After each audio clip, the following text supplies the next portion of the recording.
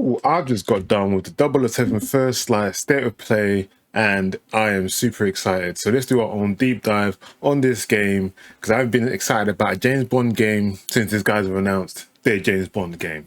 What's good? What's happening, guys? It's Sam, MrBlitztek, and yes, like I said, I just want to do a reaction and breakdown to 007 First Light State of Play deep dive, because 30 minutes of goodness is just looking super sweet right about now. I'm liking the extensive look that they showed us, and I just want to talk more about it basically. So let's do that.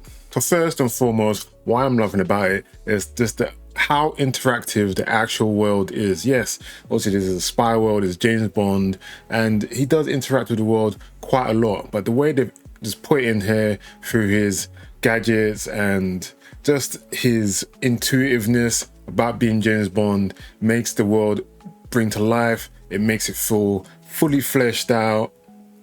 I think the best scene for me was definitely on the aircraft when he tries to take over the aircraft and he's making it shift from left to right.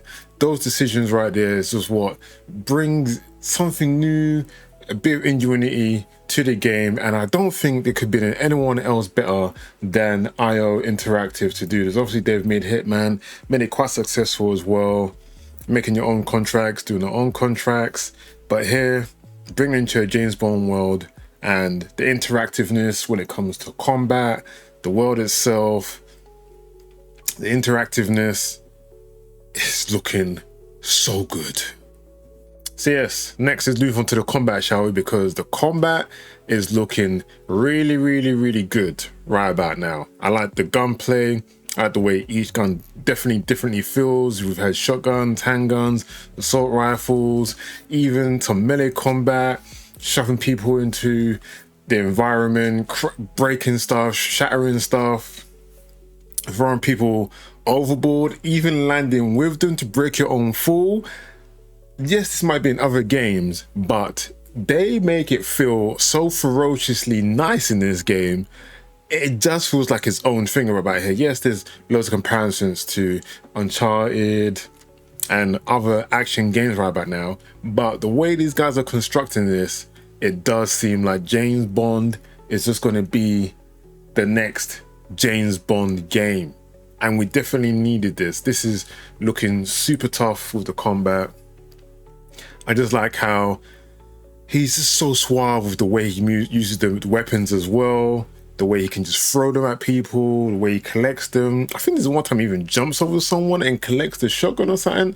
I was like, boom, we need this. And even the different types of enemies you're going to come across as well also kind of feeds into the combat. And I like that off the jump you're already facing armored guards, the guys who've got assault rifles. So hopefully throughout the missions and stuff it keeps upping and upping when we get more sniper rifles, some long range different kind of stuff, more melee enticed enemies and whatever. So right now the challenge in the combat is looking real nice, and I don't think I could want any. If the show is anymore, I'd be glad, but right now it's looking super tight, super good.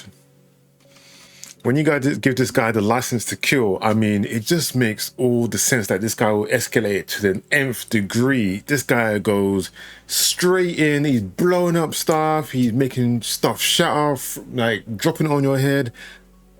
This is James Bond we're talking about right here, and your imagination is basically at his disposal, and I don't feel like they left anything out, to be honest. You got melee, ranged, gadgets, everything that you just feel like you can do at that point in time. You can get creative with it and just decimate all the enemies in front of you. It just looks super good. Like I said, melee with your parries and throws and takedowns, all that kind of stuff. Everything just feels so cinematic.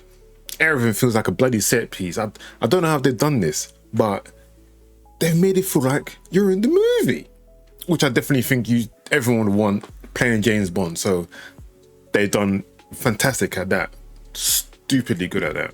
Now talking about the gadgets, obviously it wouldn't be James Bond if there wasn't any kind of gadgets involved, but here we are. I like how the watch does encompass most of your skill set, whether it be obviously having the intrinsic energy to bluff your way through kinds of stuff, having your watch laser things off roofs and whatever, make people obviously sick or tired just to move them out of the way. I just like there's a lot of stuff encompassed in the watch that they've shown us thus far. Obviously this toolkit can get expanded where, I don't know, they're gonna encompass more. Don't know if there's gonna be a skill tree involved, but what they're showing right about now is definitely good. And like I said, everything just seems to be unlocked by your imagination. There's gonna be so many paths and different ways to take during your story, whether you want to do it stealthily, whether you, I don't think going crazy action John Wick fight is going to be suitable for every single situation,